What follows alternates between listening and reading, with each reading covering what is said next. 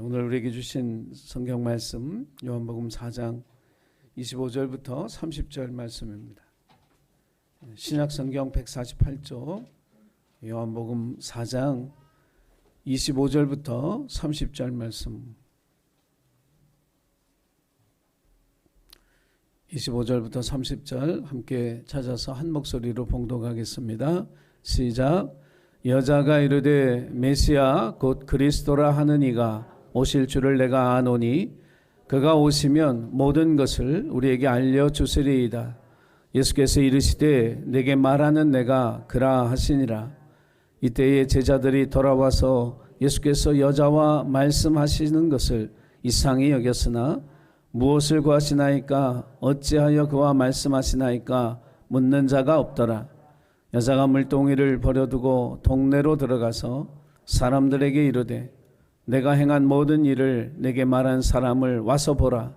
이는 그리스도가 아니냐 하니 그들이 동네에서 나와 예수께로 오더라. 아멘. 몇 년 됐죠? 그 책이 나온 지가. 선교사처럼 살아라. 이제 우리 신앙인들에게 주는 하나의 도전인데요.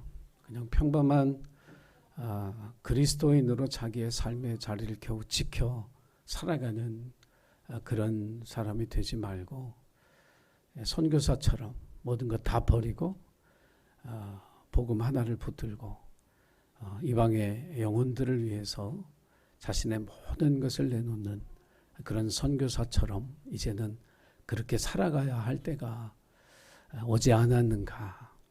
저와 여러분의 마음가짐이 그렇게 좀 달라졌으면 좋겠습니다. 오늘 아침에 그런 생각이 들더라고요. 제가 97년 8월 7일에 인천에 이사 왔습니다. 8월 10일 날 은성교회 처음 강단에 섰었는데 그 마음 하나님 주시라고.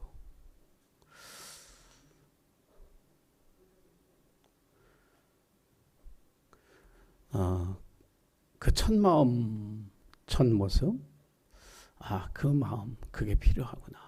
하나님 그거 원하시는구나. 난 그런 생각이 들었습니다. 여러분에게도 내가 예수 믿고 구원받은 그 기쁨 가운데 살았던 그 첫 마음, 첫 모습, 이것이 회복되어지는 귀한 은혜가 있기를 주 이름으로 축복합니다. 교회 비호감의 시대에 전도하는 건 참 어렵죠. 힘든 일입니다. 그러나 우리가 전하지 않으면 하나님 나라 또 하나님의 영광 그 속에 감추어 놀라운 생명의 비밀들을 누가 들을 수 있겠습니까? 우리가 부족하고 연약하고 또 모자란 부분도 굉장히 많지만 하나님 이 시대 우리를 통해서 세상에 당신을 전하고 싶어 하십니다. 그 도구로 온전히 순종하고 쓰임받는 하나님의 자녀들이 되기를 주님의 이름으로 부탁을 드립니다. 오늘 설교의 제목은 이가 그리스도가 아니냐. 그러니까 성경 본문에 나오는 이 여인의 외침을 설교의 제목으로 잡았습니다. 11월에 설교의 제목이 전도인데 전도라고 하는 이 주제에 대한 부담감을 갖기 전에 먼저 여러분들이 기도하면서 하나님 내가 다시 전도에 대해서 생각하고 내 신앙이 전도하는 신앙으로 변화되고 새로워지고 성숙해 갈 수 있도록 기도하면서 여러분 이 설교를 들으시면서 전도자로 새로운 삶을 결심하는 그런 저와 여러분이 다 되기를 주의 이름으로 부탁을 드립니다. 우리 사회의 가장 큰 문제 중에 하나는 왕따죠. 한 인격의 약점이나 또 신체적인 연약함 혹은 기능적인 부족함을 괴롭히는 그런 사람들이 실제로 우리 사회에 존재합니다. 이것이 그냥 어린아이들 학교의 문제 이렇게 치부된 것이 아니라 우리가 실제로 살아가는 삶의 현장에서 우리는 왕따를 당하기도 하고 때로는 왕따를 시키기도 하면서 우리 스스로가 세상을 살고 있습니다. 복음서를 보면 그런 의미에서 예수님은 그 시대의 왕따들의 친구가 되셨습니다. 사람들이 손가락질하는 세리들을 찾아가고 사람들이 욕하는 창기들을 찾아가고 사람들이 사람 취급도 하지 않았던 어린아이들과 여인들을 가까이 하시고 축복하시고 그들을 소중히 여겨주셨습니다. 복음서를 통해서 나타나는 예수 그리스도의 삶의 모습, 사역의 모습은 오늘 이 시대를 살아가는 우리들의 삶의 방향을 결정합니다. 우리는 어떻게 살아가야 할까? 이 질문을 던지지만 그 답은 이미 복음서를 통해서 나타난 예수 그리스도의 삶과 사역의 모습 속에 있습니다. 아멘. 그것이 우리가 이 시대에 어떻게 살아가야 할까 고민하는 그리스도인의 삶의 모습이고 삶의 방향이고 삶의 목적이 되어야 할 줄 믿습니다. 저와 여러분이 바로 그 일을 해야 이 땅에 희망이 있습니다.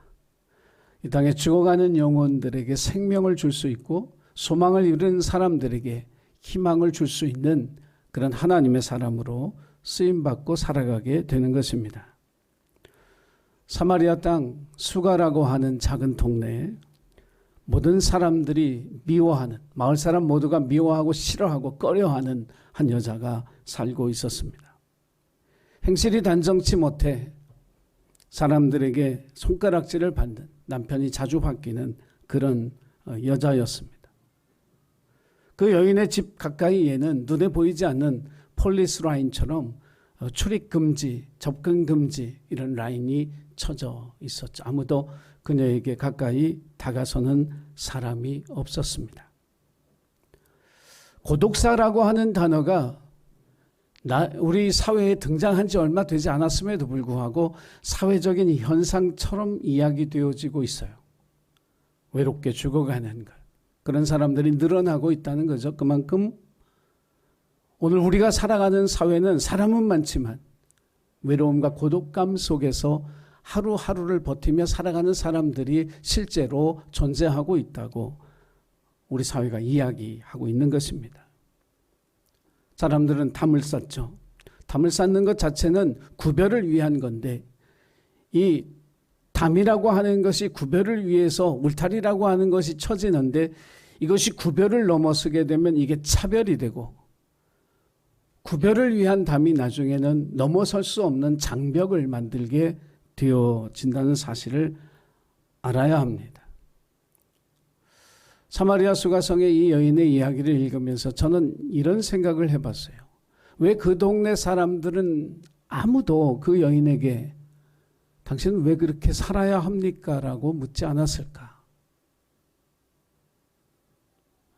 손가락질하고 비난하고 정죄하는 것은 다 하는데 그녀를 찾아가서 왜 그렇게 여자로서 그렇게 힘들게 아프게 괴롭게 사람들 손가락질 받으면서 살아가야만 했느냐고 물어보는 그런 사람은 한 사람도 없었습니다. 오늘 이 시대 우리들의 모습 속에서도 저는 그런 모습을 봅니다. 드러난 현상에 대한 비난과 비판은 아주 산더미 같이 쌓여지지만 그 본질에 대한 공감은 하지 않는, 도대체 왜 그럴까에 대한 관심이 없는 그런 우리 시대의 이 모습, 이것이 이 사마리아 수가성의 한 여인을 두고 일어났던 그런 현상이었던 거죠. 그녀를 예수님이 찾아갔습니다. 예수님은 의도를 가지고 있는 거죠. 예루살렘에서 갈릴리 가버나움으로 가시려면 요단강길을 따라가면 편한데 굳이 내륙으로 들어와서 험한 언덕길 산길을 헤쳐서 사마리아를 거쳐서 그렇게 갈릴리로 가셨을 때는 이건 분명히 예수님이 어떤 의도를 가지고 있는 거예요. 신앙생활이라고 하는 것, 그것도 예수 잘 믿고 신앙생활하는 것은 뭐냐면 예수님이 어떤 의도를 가지고 이렇게 말씀하시고 이렇게 행동하셨는가를 깨닫는 거예요. 그것을 깨달았으면 그대로 실천하면 우리의 신앙생활이 예수님을 닮아가는 신앙생활이 되어질 줄 믿습니다. 굳이 예수님이 사마리아 땅을 거쳐가는 이유는 너무나 분명하죠. 우리에게 묻고 계신 거예요. 너희도 담을 쌓고 살지 않느냐? 너희도 어떤 이유에선지는 몰라도 너희 속에서 차별하며 상종하기 싫다고 생각하는 그런 사람들을 만들고 살아가지 않느냐? 내가 십자가에서 다 얼어버렸던 그 담을 왜 다시 쌓고 살아가는지 내가 그 이유를 모르겠지만 내가 오늘 이 사마리아 수가성으로 가면서 그렇게 살지 말아라. 내가 그 여인 찾아가서 만나고 그 여인에게 하나님의 복음을 전하고 말씀을 전하고 하나님께로 인도하는 이 이야기를 통해서 너희에게 도전하는 거예요. 우리에게 도전하는 거예요. 학벌이나 외모나 출신 지역이나 혈통이나 정치적인 입장에 의해서 만들어진 그 모든 담, 이것을 무너뜨리기 위해서 예수님이 이 땅에 오셨고 십자가에서 죽으신 줄 믿습니다. 그것이 우리가 믿는 복음이고요. 그런데 오늘 우리는 이 시대를 살아가면서 자기도 모르게 아무도 넘을 수 없는 높은 담을 쌓아가면서 살아가고 있지는 않은지, 내가 그 여인을 찾아간 것처럼 너희도 그 담을 넘어 그 담을 부숴내고 소외되고 외롭고 지치고 힘든 한 영혼을 찾아가는 사람이 되라고 이 이야기 전체를 통해서 우리에게 말씀하고 계신 줄 믿습니다. 1988년 서울올림픽에서 코리아나라는 가수가 이런 노래를 불렀습니다. 손에 손잡고 하늘 높이 솟는 불 우리 가슴 고동치게 하네. 이제 모두 다 일어나 영원히 함께 살아가야 할 길 나서자. 손에 손잡고 벽을 넘어서 우리 사는 세상 더욱 살기 좋도록 손에 손잡고 벽을 넘어서 서로 사랑하는 한마음 되자. 복음성가 같죠? 가사가. 우리나라에서 제일 많이 불려져야 될 노래가 이 노래 아닌가 하는 그런 생각을 합니다. 오늘 저도 여러분에게 한 문장으로 도전을 드립니다. 남이 쌓은 벽은 내가 허물 수 없지만 내가 만든 벽은 내가 부술 수 있습니다. 남이 쌓은 거 부수려고 노력하지 마시고 내가 쌓아놓은 그 벽을 무너뜨리기 위해서 우리가 노력하고 결단하는 그런 믿음의 결단이 있어야 할 줄로 믿습니다. 오늘 사마리아 수가성을 향해 걸어가시는 주님의 발자취를 따라 벽을 넘어서 그 발자취를 따라가는 저와 여러분이 되기를 간절히 부탁을 드립니다. 그것이 전도의 첫걸음입니다. 내 마음의 장벽을 부수는 결단, 이것이 전도자로 나아가는 첫 번째 우리가 결심해야 할 일인 줄 믿고 그렇게 결단하는 저와 여러분이 되기를 주의 이름으로 간절히 부탁을 드립니다. 두 번째 이야기는 소통에 관한 이야기입니다. 대한민국은 지구상에서 가장 인터넷이 폭넓게 아주 보편화되어진 그런 나라입니다. 그래서 사건 하나가 터지면 온 국민이 거기에 대해서 자기 의견을 낼 수 있는 그렇게 반응하는 나라가 우리나라죠. 최근에 일어난 이태원 참사 이런 일에도 저마다 의견을 인터넷을 통해서 표출합니다. 그래서 인터넷이 그렇게 잘 돼 있음에도 불구하고 우리나라를 이 현실 속에 살아가는 우리는 뭘 느끼냐면 소통이 안 된다는 답답함을 느낍니다. 소통의 어떤 시스템이나 기술적인 것들은 다 돼 있는데 정작 소통이 안 되는 불통공화국, 이것이 대한민국입니다. 왜 그러느냐 하면 소통의 가장 중요한 원칙을 모르기 때문에 그래요. 말이 안 통한다는 얘기 굉장히 많이 합니다. 여러분 답답하시죠? 뉴스 보면 답답하지 않으세요? 뉴스 안 보는 분들 많아요. 세상 돌아가는 꼴 보면 너무너무 답답하다는 거예요. 이게 뭐가 소통이 안 되니까. 근데 그 이유가 뭐냐면 소통은 말 많이 하는 게 소통이 아니에요. 소통은 진심으로 들어주는 게 소통입니다. 이게 되지 않으면 아무리 말을 많이 해도 소통이 안 되는 거예요. 이런 불통의 공화국 대한민국 안에서 누가 소통을 위해서 먼저 귀를 열어두고 경청하는 삶을 살아가야 할까? 교회와 성도들의 몫입니다. 많은 말을 하기보다는 많은 이야기를 들어줄 줄 아는 사람이 우리 시대에 더 필요한 시대예요. 그것이 소통을 위해 우리가 가져야 될 태도인 줄로 믿습니다. 2018년에 한국 가수들이 평양에 가서 공연을 한 적이 있었죠. 그 공연 중에 강산혜 씨가 두 곡의 노래를 불렀어요. 함경도 아버님이 한경도 분이라고 소개하면서 그 노래 가사 중에 이제 명태라는 노래인가요? 그 노래 가사 중에 그 한경도 사투리로 이렇게 하는 부분이 있어요. 아바이 밥 잡숴서. 그 대사를 하는 그 순간에 이제 텔레비전 화면이 북한 그 청중들을 비췄는데 살며시 미소가 이렇게 띄어지더니 이렇게 박수도 치고 그러면서 조금 마음이 편안해지는 이제 그런 장면을 텔레비전이 보여줬습니다. 그게 뭐냐면 소통이라는 거거든요. 공감할 수 있게 되어지는 거예요. 이것이 소통이 된 거죠. 그래서 그 음악을 즐기고 그 가사를 즐기고 같이 박수 치면서 어우러질 수 있었던 거예요. 우리가 살아가는 세상은 대한민국 사람들은 다 한국어를 쓰는데도 불구하고 참 소통이 안 된다. 말이 안 통한다. 불통. 이게 참 큰 문제. 바벨탑을 쌓으려고 하는 사람들에게 하나님이 그들의 언어를 다르게 하셔서 그들을 흩으셨는데 우리 시대는 언어는 같음에도 불구하고 소통이 되지 않는 아픔을 겪고 있는 거죠. 이런 시대를 살면서 우리가 깊이 생각해야 할 것 가운데 하나는 뭐냐면 왜 예수님이 이 땅에 오셨는가? 예수님이 이 땅에 오신 그 의미가 뭔가라고 하는 사실을 우리가 깊이 생각하고 묵상해 봐야 돼요. 신의 영역을 버리고 인간의 영역으로 오신 거예요. 우리가 말은 그렇게 하는데 말씀이 육화되어 인카네이션 말씀이 육신이 되셨다 말은 하지만 우리가 그 말을 듣지만 수도 없이 많은 말을 들었지만 그걸 공감하기에는 부족해요. 여러분 사람이 집에서 기르는 애완견의 마음을 다 알겠어요? 여러분이 아무리 강아지를 좋아하고 아끼고 소중히 여겨도 그 개의 마음이 되어볼 수는 없잖아요.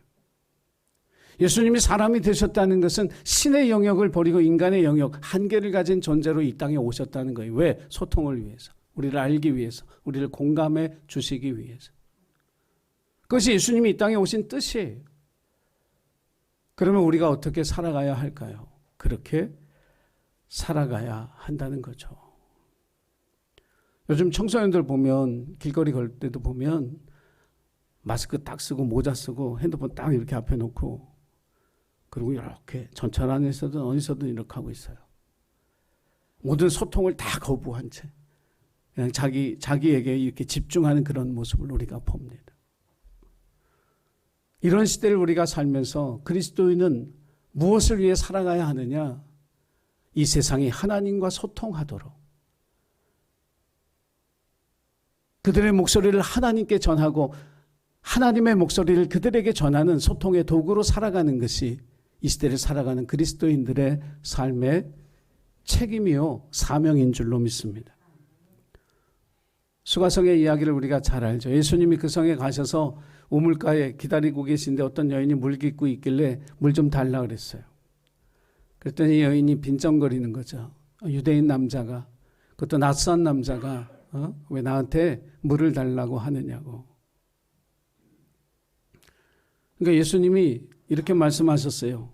물 달라는 사람이 누구인지를 알았다면 나에게 생수를 달라고 했을 거다. 무슨 생수 감춰놓고 파시는 생수 장사처럼 말씀하셨어요. 그랬더니 그 여인이 하는 말이 이 우물은 깊고 그릇도 없는데 당신이 생수를 줄 수 있겠느냐고. 대화가 전혀 안 되는 거죠. 이 여인은 마실 물 얘기를 하는 거고 예수님은 그녀의 영혼이 마셔야 할 생수를 얘기하시는 거고 이게 전혀 다른 거예요. 그러면서 이 여인이 그 예수님을 향해서 당신이 야곱보다 크냐고. 이건 좀 날이 선 얘기죠. 당신 얼마나 대단하길래 이스라엘 우리의 조상인 야곱보다 당신이 더 큰 사람이냐 이렇게 묻습니다. 그때 예수님 하시는 말씀이 여전히 이해할 수 없는 말씀을 하시는 거예요. 이 물 마시는 사람은 또 목마르겠지만 내가 주는 물 마시는 사람은 영원히 목마르지 않을 거다. 여러분 그런 물 있으면 마시고 싶죠. 괜찮아요? 번거로워도 그냥 매일 물 마셔도 좋겠어요? 그런 물 있으면 얼마나 좋아요. 그러자 그 여인이 말을 해요. 그런 물 나에게 주라고. 그럼 다시 여기 와서 물 안 길어도 되니까 얼마나 좋으냐고. 그런 물 있으면 나 주라고. 여러분, 자녀들하고 부모가 이렇게 얘기하다 보면 물 얘기를 해도 노는 물이 다르죠.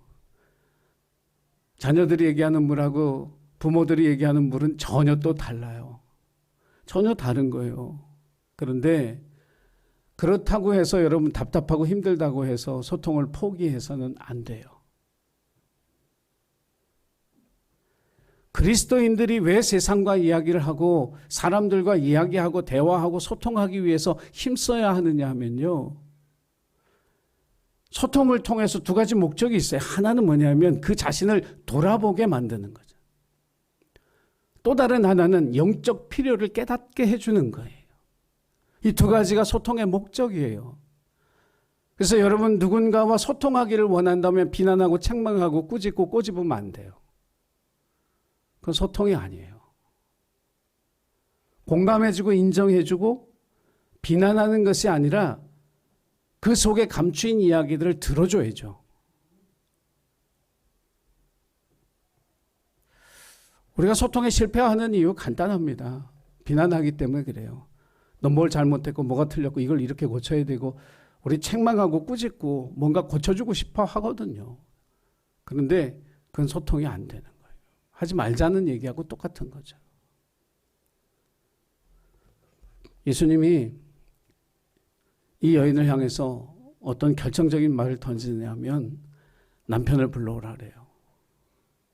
그녀에게 있어서 가장 감추고 싶은 이야기, 그녀에게 있어서 가장 아픈 손가락 같은 정말 밝히고 싶지 않은 그것에 대해서 예수님이 툭 치고 들어가시는 거예요. 그 내면의 깊은 곳을 건드리면 사람들 반응은 간단해요. 아니라고 부인하거나 없다고 얘기하죠. 그런 일 없다고. 이 여인도 똑같았어요. 난 남편 없다고. 예수님이 그 이야기를 듣고 뭐라고 얘기하시냐면 내 말이 맞다 그래요. 내 말이 맞다. 긍정해 주시죠. 그 장면 뒤에 이 여인이 갑자기 예배에 대한 이야기를 하는 거예요. 여러분 인생을 살아가는 모든 사람들이 자기의 문제를 알아요. 여러분 모르고 사세요? 내 문제가 뭔지 모르고 사세요? 아니요. 여러분 여러분의 문제가 뭔지 알아요. 다른 사람에게 얘기 못할 뿐이지 그것에 대해서 해결책을 모를 뿐이지 자기 문제를 알아요. 해결하고 싶어 해요. 나는 이 문제 해결하고 싶어 해요. 이 여인도 마찬가지예요. 자기의 문제가 뭔지 알아요. 그걸 해결하고 싶은데 해결책이 없는 거예요. 여러분 인생을 살아가면서 밥 어느 정도 먹고 돈 어느 정도 있고 살아갈 집 하나 있고 그러면 원하는 거 아무것도 없어요? 난 그걸로 족하다. 정말 이렇게 생각하신 분 아멘을 크게 해보세요. 딱 나 먹고 쓸만한 돈, 먹고 쓸만한 양식, 집 하나 있으면 난 정말 할렐루야다. 근데 여러분 하나님이 사람을 지을 때 육체적 필요를 채워서 행복하고 만족하게 만든 게 사람이 아니에요. 사람이란 존재는 뭐냐면 영적인 필요가 있어요. 하나님의 형상으로 우리를 지었기 때문에 모든 사람에게는 영적 필요가 있어요.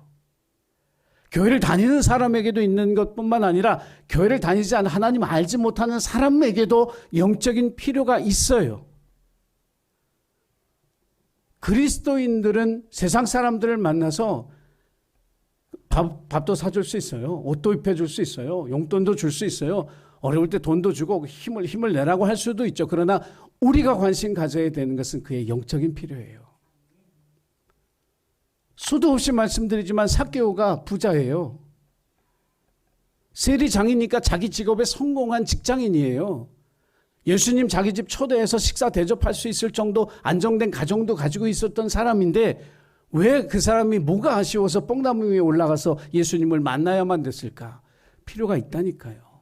모든 사람에게는 예수 만나야 될 분명한 이유가 있어요. 그 이유 때문에 뽕나무 위에 올라간 거죠.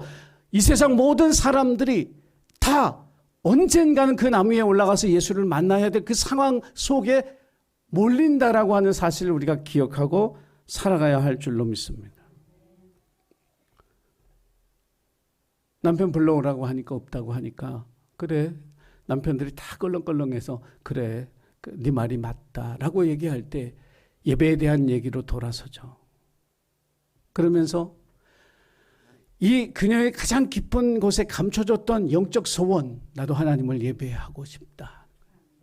손가락질 받아서 사람들이 다 날 비난해서 내가 하는 짓거리를 보니까 내가 하나님 예배할 수 없는 사람이라서 예배하지 못하고 있지만 나는 정말 하나님을 예배하고 싶다.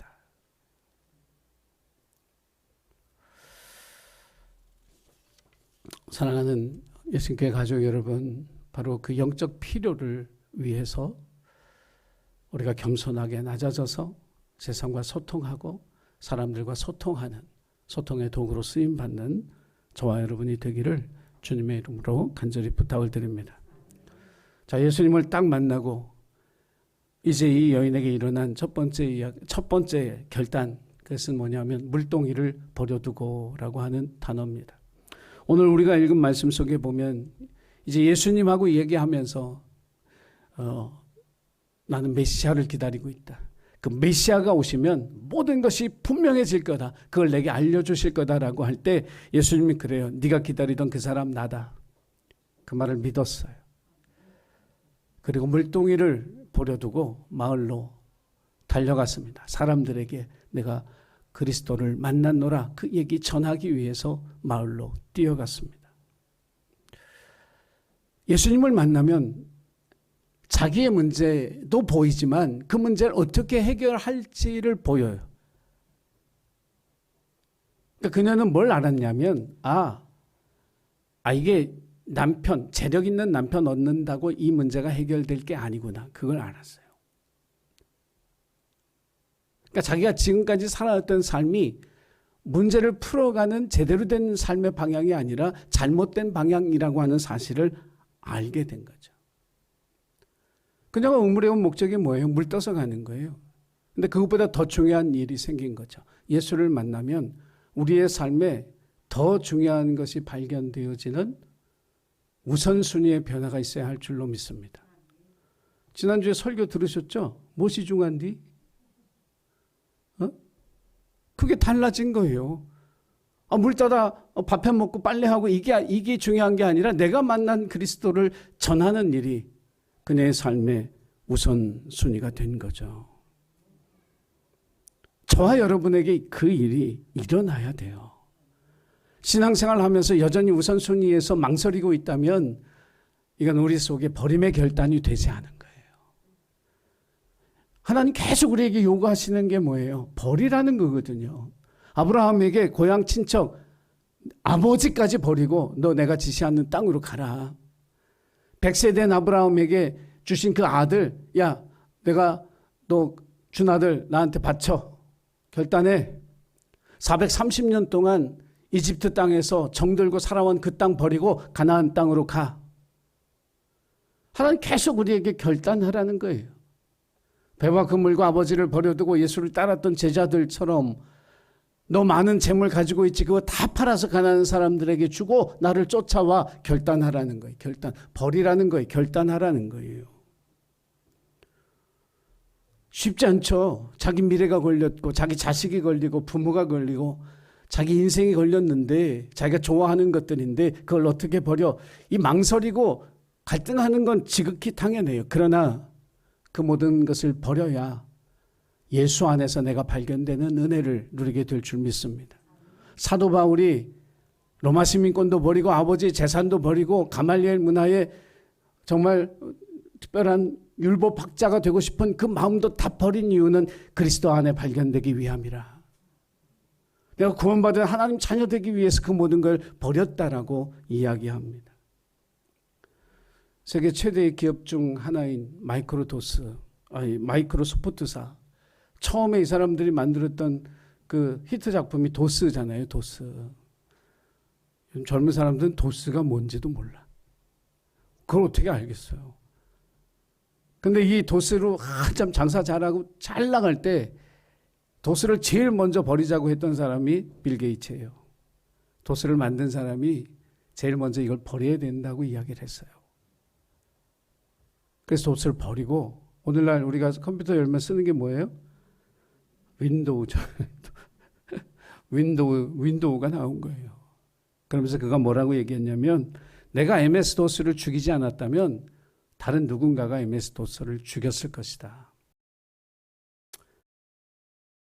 오늘 우리의 삶 속에서 누리고 있는 것들에 대해서, 내가 가진 것들에 대해서 버림의 결단이 늦을수록 여러분 실패의 길을 걷게 된다라고 하는 그 사실을 우리가 깨달아야 할 줄로 믿습니다. 제가 요즘 책을 읽으면서 한국 교회가 이 코로나 이 3년 동안 얼마나 많은 교인을 잃었는가 그 조사를 했는데, 물론 이제 그분 얘기가 뭐 객관적이라고 할 수는 없겠지만 여러 가지 데이터를 통해서 한국 교회는 30%의 교인을 잃었다, 이렇게 결론이 나왔습니다. 600만 명의 교인 이렇게 얘기했던 한국 교회 180만 명을 잃어버린 거예요. 코로나가 교회에 주는 메시지 너무 분명하거든요. 변화돼야 된다. 새로워져야 된다. 버려야 된다. 회복해야 된다. 이것에 늦게 반응하면 늦게 반응할수록 교회는 세상과 소통하지 못하는, 자기들만의 계토에 살았던 유대인들처럼 그렇게 되어질 수밖에 없다고 많은 사람들이 진단합니다. 지난 월요일에 집사람, 저희 부부 건강검진 받았는데 집사람 대장에 용종이 있어서 떼어냈습니다. 의사는 망설이지 않습니다. 몸에 유익하지 않은 것을 두지 않죠. 오늘 우리 신앙에 유익하지 않은 것, 우리의 삶에 유익하지 않은 것, 우리 영혼에 유익하지 않는 것, 그것에 대해서 버리는 것에 망설이지 아니하는 그런 저와 여러분이 되기를 주의 이름으로 부탁을 드립니다. 야곱의 야복 강가에서 처음 망설였죠. 짐승을 두 떼로 나눠서 이쪽을 치면 이쪽이라도 건져야지. 여러분, 아직도 우리가 그 계산하고 있다면 여러분, 그건 온전한 그리스도인의 삶의 태도가 아니에요. 버리는 게 어려운데 버리면 하나님의 은혜가 있습니다. 모세의 부모가 모세를 그 잘난 아들을 석 달을 키우다가 못 키워서 나일강에 던졌더니 하나님이 그 아이를 건져 어미의 품에 돌려주셨죠. 우리가 버리고 결단하고 포기하면 하나님의 것으로 우리에게 돌려주시는 그 은혜가 우리의 삶에도 반드시 있게 될 줄을 믿고 버림의 결단을 미루지 아니하는 저와 여러분이 되기를 간절히 소원합니다. 오늘 우리가 읽은 말씀에 보면 여자가 물동이를 버려두고 동네로 들어가서 사람들에게 이르되 내가 행한 모든 일을 내게 말한 사람을 와서 보라. 이는 그리스도가 아니냐 하니 그들이 동네에서 나와 예수께로 오더라. 손가락질하던 사람, 그 여인의 이야기를 듣고 동네 사람들이 예수님 앞에 나왔어요. 그들이 손가락질하고 비난하고 욕하던 그 여인의 이야기를 듣고 예수님 앞에 나왔습니다. 어떻게 이럴 수 있었을까? 자기의 부끄러움과 수치를 도구 삼아 그 마을 사람들에게 예수를 전했을 때 그녀의 진실함, 그녀의 간절함을 본 그 사람들이 주님 앞에 나왔던 거죠. 저와 여러분도 이렇게 전도하시기 바랍니다. 가장 먼저 여러분 마음의 벽을 부수십시오. 진심으로 경청하는 소통을 하십시오. 자신을 정직하고 진실하게 드러내십시오. 나머진 주님이 하실 줄 믿고 행하는 전도자로 살아가는 우리 예신교회 모든 가족들이 되기를 주의 이름으로 부탁을 드립니다. 기도하겠습니다. 사랑의 주님, 우리의 연약함과 부족함을 아시는 하나님, 신의 영역을 버리고 이 땅에 오셔서 우리를 공감하시고 이해하시고 우리와 소통하신 예수 그리스도의 본을 보면서 저희들도 이 땅의 전도자로 하나님과 세상을 잇는 소통의 도구로 살기를 원합니다. 우리를 도와 주시옵소서. 우리 마음에 스스로 쌓은 벽이 있다면 무너뜨리게 하시고 하나님과 세상을 잇는 온전한 소통의 도구로 진심으로 경청할 줄 아는 그리스도인의 삶의 본을 보이게 하시고 우리의 진실하고 정직한 삶을 통해 우리가 전하는 복음이 하늘의 능력이 되어질 수 있도록 도우시는 성령을 체험케 하여 주옵소서. 전도하며 살겠다고 새로운 마음으로 결단할 수 있는 우리 모두가 되도록 도와주실 줄을 믿고 감사드리며 예수님의 이름으로 기도하옵나이다. 아멘.